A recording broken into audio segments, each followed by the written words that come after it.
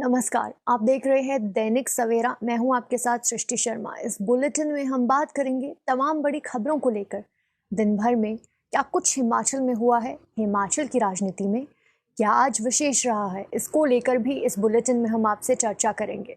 सबसे पहले बात कर लेते हैं प्रदेश के नए राज्यपाल कौन होंगे, कहाँ से इनकी नियुक्ति हुई है और ये पहले कहाँ पर थे। प्रदेश में आज नए राज्यपाल की तैनाती को लेकर आदेश जारी हुए हैं। राष्ट्रपति के दफ्तर से आदेश यहाँ पर जारी हुए हैं। अब शिव प्रताप शुक्ला जो है हिमाचल प्रदेश के नए राज्यपाल होंगे। राजेंद्र आर्लेकर की जगह अब ये हिमाचल के राज्यपाल होंगे। आज राष्ट्रपति दफ्तर की तरफ से 13 राज्यों में राज्यपालों की तबादले किए गए हैं, राज्यपाल बदले गए हैं।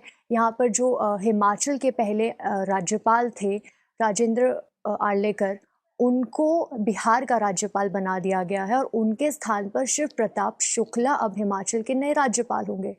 शिव प्रताप शुक्ला की अगर बात की जाए तो इससे पहले वो केंद्र सरकार में मोदी कैबिनेट में 2014 से 19 के दौरान वो केंद्रीय राज्य मंत्री रहे हैं। केंद्रीय वित्त राज्य मंत्री के तौर पर उन्होंने 2014 से 19 तक अपना यहाँ पर मोदी कैबिनेट में एक स्थान निभाया है और इसके साथ ही पहली बार वो राज्यपाल के तौर पर अपनी इस पारी की शुरुआत करने वाले हैं। अगर शिव प्रताप शुक्ला के बारे में थोड़ी सी बात की जाए तो शिव प्रताप शुक्ला जो है वो पहली बार बतौर राज्यपाल के तौर पर किसी राज्य में ये कार्यभार संभालने वाले हैं और इससे पहले वो यहाँ पर जो है केंद्र में मंत्री रह चुके हैं।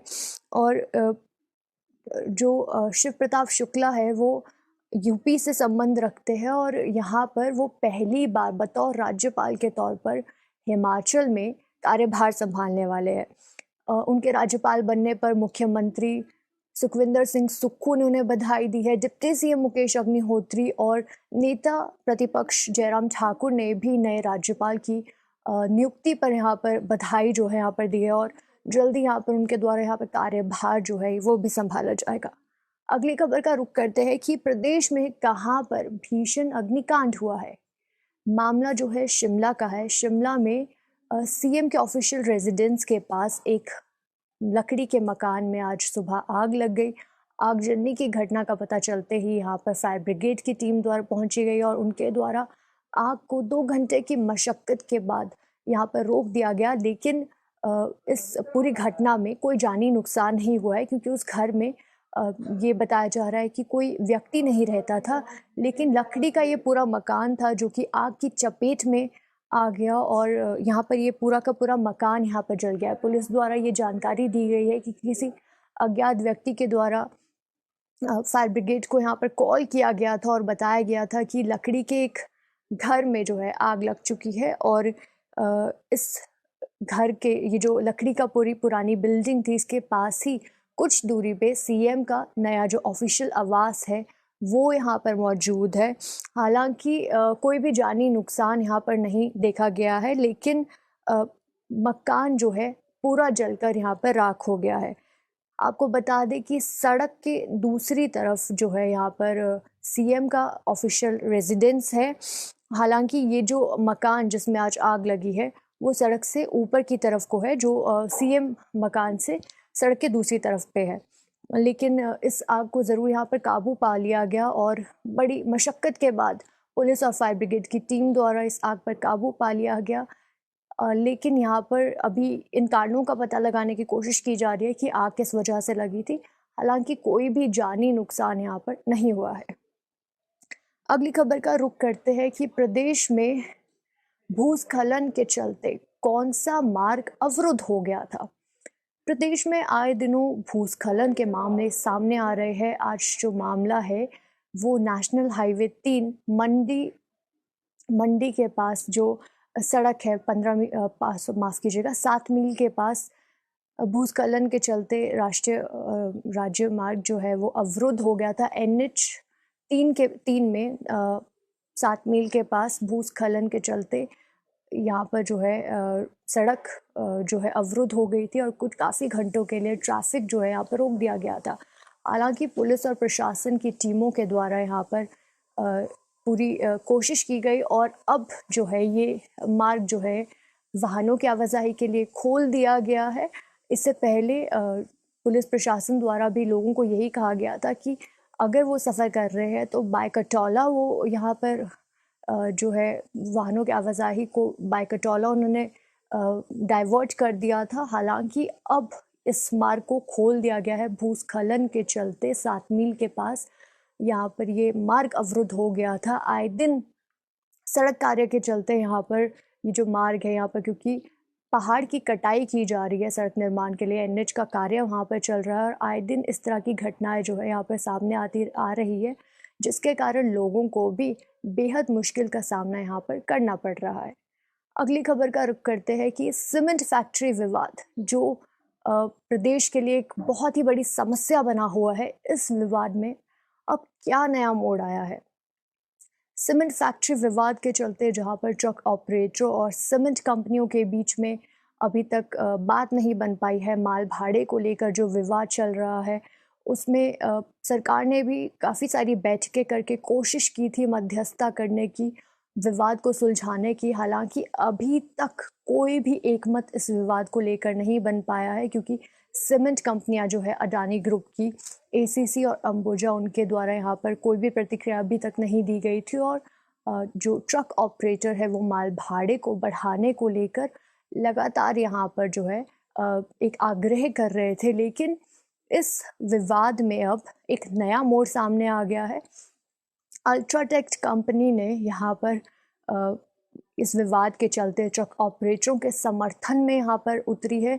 अल्ट्राटेक कंपनी ने जो कि दालड़ा घाट में मौजूद है, उन्होंने यहाँ पर जो माल भाड़ा है उसे 10 रुपये 58 पैसे से बढ़ाकर 10 रुपये 73 पैसे कर दिया है। इससे बेशक यहाँ पर साफ देखा जा रहा है कि जिस तरीके से पिछले कई दिनों से सीमेंट कंपनियां, अडानी ग्रुप की अंबुजा और एसीसी सीमेंट कंपनियां जो सोलन और बरमाना में मौजूद है, उनके बंद होने के बाद यहाँ पर अल्ट्राटेक कंपनी ने जिस तरीके से ट्रक ऑपरेटरों का समर्थन करते हुए माल भाड़े को बढ़ाया है, यहाँ पर मुनाफे की ज़रूर यहाँ पर बात देखी जा रही है। क्योंकि इस दौरान जब सीमेंट का उत्पादन बंद हो चुका है तो सिर्फ अल्ट्राटेक ही एक ऑप्शन जो है लोगों के लिए यहाँ पर रह चुका है।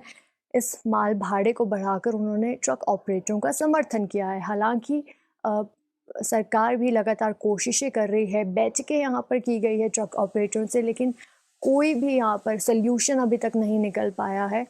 अभी भी कल जो है यहाँ पर ट्रक ऑपरेटरों के द्वारा एक सीएम के साथ मीटिंग की जाएगी। इसी के साथ ट्रक ऑपरेटर्स इस मामले को सुलझाने के लिए ट्रक ऑपरेटर्स की एक जो दूसरी टीम है वो दिल्ली रवाना हो चुकी है। कल वो दिल्ली में पीएम मोदी से मिलने का समय मांग रहे हैं, क्योंकि यहाँ पर कोशिश की जा रही है कि जिस तरीके से प्रदेश की सरकार के साथ यहाँ पर बैठक की जा रही है, इस माल भाड़े को बढ़ाने के लेकर ट्रक ऑपरेटर्स लगातार मांग उठाए हुए हैं।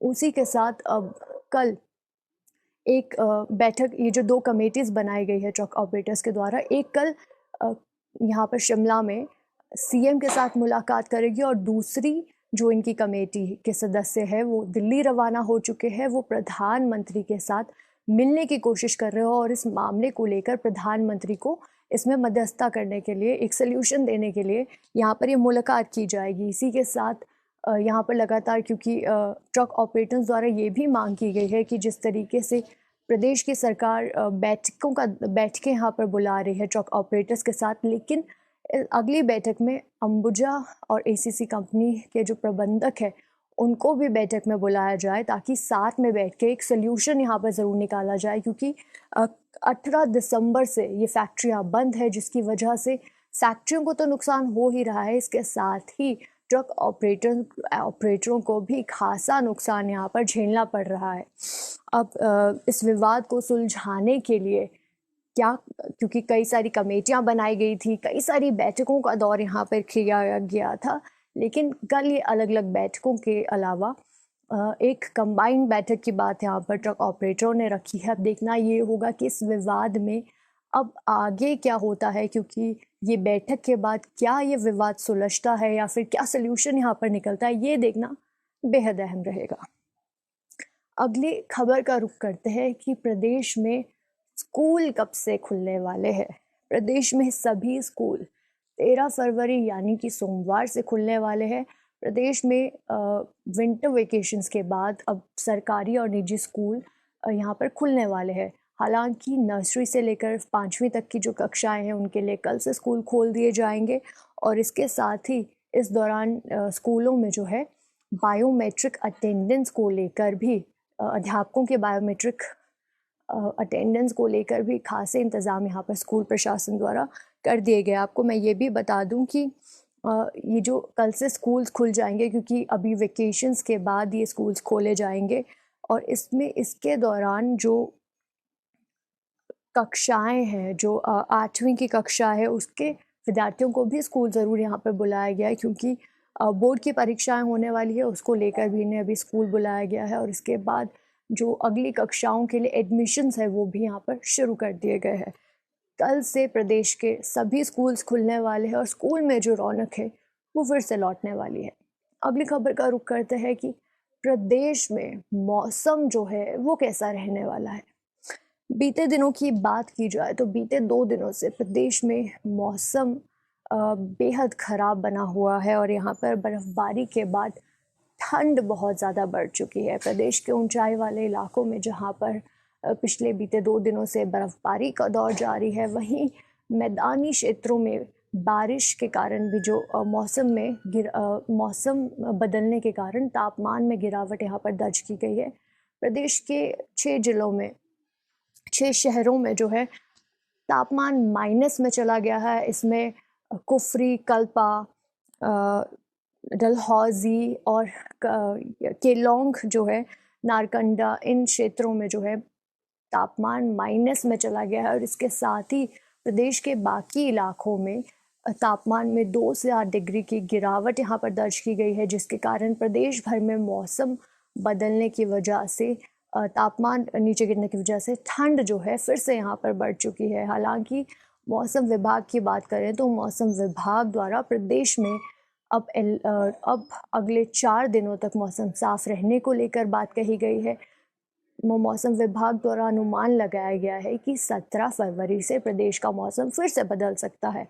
मौसम में जो करवट 17 फरवरी से आएगी, इसमें कुछ इलाकों में फिर से बारिश और बर्फबारी को लेकर भी यहाँ पर अलर्ट जारी किया गया है। हालांकि 4 दिनों तक जो है प्रदेश का मौसम सामान्य रहने वाला है और 17 फरवरी से ये मौसम जो है फिर से यहाँ पर बदल सकता है। ये कुछ तमाम जानकारियाँ थी, अपडेट्स थी जो दिन भर में हिमाचल में हुआ है। हिमाचल और देश प्रदेश की तमाम खबरों के लिए देखते रहिए दैनिक सवेरा टीवी।